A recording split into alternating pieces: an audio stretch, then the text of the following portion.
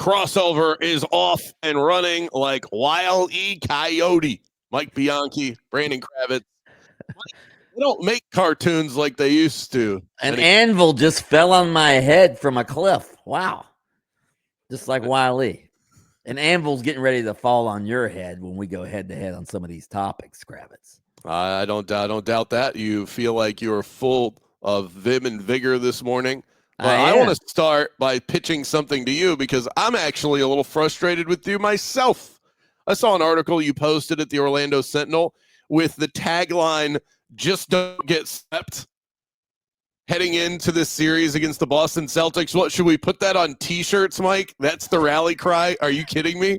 Well, there were two parts to the column. Just make the playoffs, and your season goes from, as I think I wrote, your season goes from forgettable to forgivable if you just make the playoffs. And then I added a caveat: just make the playoffs and don't get swept, because if you get swept, that sort of ruins making the playoffs. Yes. By making the playoffs, okay, it wasn't that long ago we thought this team was closer to a lottery team than a playoff team. So by them making the playoffs the other night, that was huge for this team, just to get Paolo and Franz back into the playoffs, getting them playoff experience, all of that.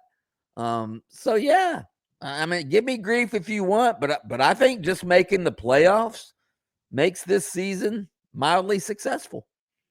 All right, get the pom-poms out. Let's go. You don't? Are we when is the party on Church Street for this? I'm not saying there should be a parade. I'm just saying we have had to alter our expectations with this team. You will agree with that. Look, I'm not expecting this team to advance. That is asking a lot for any 7 seed, I guess, other than Golden State against Houston, since they're odds-on favorites to win that series anyway. But that's asking a lot for the traditional 7 seed to beat the 2. It's also asking a lot when that 2 seed is the defending champion, and they're just as loaded this year as they were last year. I think you and I are really only a game apart, but the attitude feels completely different. I expected this team to be in the playoffs, and I expected them to compete when they get to the postseason. The fact that it's Boston, everyone in the world can tell you that, Boston's just going to demolish the Magic. I said it to you a week ago, 2 weeks ago, however long ago it was. The Magic match up well with this basketball team. I think the Magic can push the Boston Celtics, and if they don't, I'll be disappointed, which means I think they need to win 2 games or I will be disappointed in the overall result of this season and the result of this series. That is only the difference. You're saying don't get swept, so you're saying 4-1 would make you happy. 4-2 would make me happy. It's only a game difference, but every game means so much in the postseason. I think they will push them to 6 games, but if they don't and they only win 5 in the other games, as long as they don't get blown out every single game and the other games are somewhat competitive, again, 5 games, 6 games, what's it really matter? Speaking of that, though, I'm not the betting aficionado that you are. You talk a lot of sports betting on your show, but I looked at the line of the original line of the Celtics Magic game 1 Sunday, and I saw 14.5. Now it's wavered between 14.5 and 14. Again, you're the betting guy, but I think that's free money. Take the Magic in 14.5. Kravitz, am I just being a homer here? But I think that's nuts. It is a little bit steep. If you look at the season-long power ratings for this team, the odds for a typical Celtics Magic game in the Celtics arena, even if you were to give them 4 points, you're still at about 12 in terms of what the spread should be. So 14.5, you're getting free points just because it's the Boston Celtics in the playoffs. The assumption that the Magic aren't going to be able to score because of that switch being flipped going into the postseason. It usually offenses that struggle more, and defenses that are equipped to play well play even better. just based on effort. But yeah, season-long ratings say that you're getting about several points of a ball on the spread here. So I'm with you. And if you look, I wish I had the numbers in front of me, but just take my word for it. If you were to bet the spread of the 7 seed since the play-in tournament started, if you were to bet the 7 seed on the spread in game 1 of the series that they end up clinching for round 1, you'd be profitable.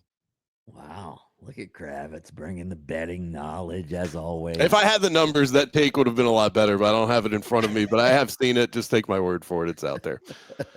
Let me switch gears to the NFL. We get the NFL draft coming up in a week. By the way, if you want to be part of our NFL draft party, we'll be out at the Wing House on Orange Blossom Trail on April 24th, first round. All of the listeners mingling there at that great location. You can email me, Kravitz at 969thegame.com if you want to get your team signed up. We predict every single pick as they roll in. The second a team is on the clock, you can write down your prediction, give it to our people, and we'll tally up the score. Mike, the Jags have the 5th overall pick. The Magic aren't playing that night, right? Your reaction will be blank. Repeat that. If the Jags draft Ashton Jeanty at 5 overall, your reaction will be You blank. know what my reaction will be. Give me a break. You're going to take a running. You're the Jaguars, one of the worst teams in the league, and you have needs all over the place, and you're going to take a running back with your 5th overall pick.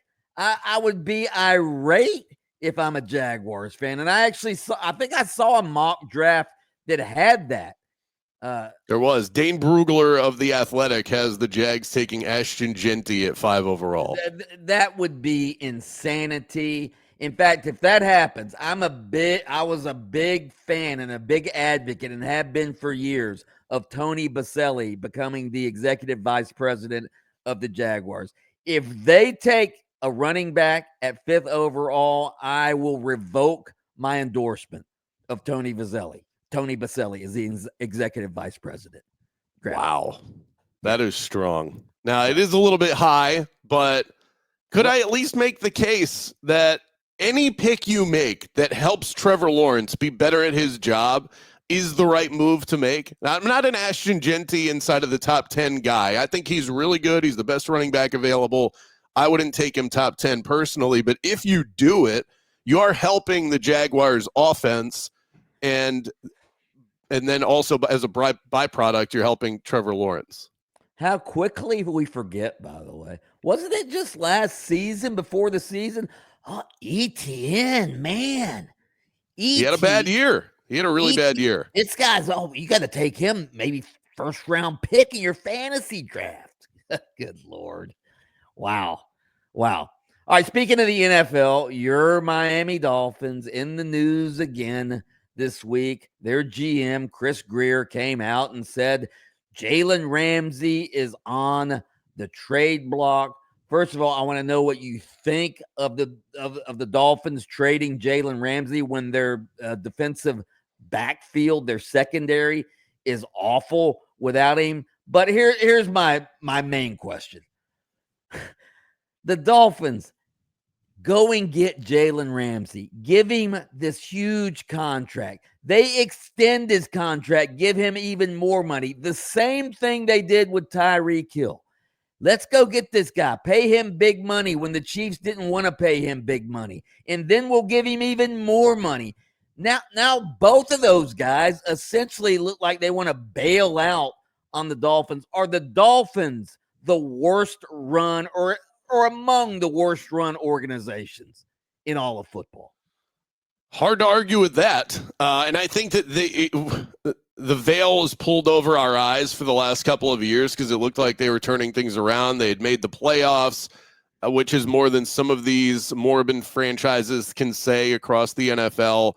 But really, when you look back at what they've done the last couple of years, they're kind of like the guy or the girl that got a Christmas bonus, and rather than putting the money in their savings account or adding to their 401k, making smart decisions, something about a CD you bring up often, I don't know why you would go out and buy a CD in this digital era, but stream music. Certificate of deposit. Oh, gotcha. Okay. Well, anyway, back to my original point. This is like taking your bonus and going to the Millennium Mall, turning right, and going down that really fancy strip of stores where you've got all the designer bags and all of that, leaving, and then 2 weeks later wondering why you're dead broke. It's because you've made bad decisions.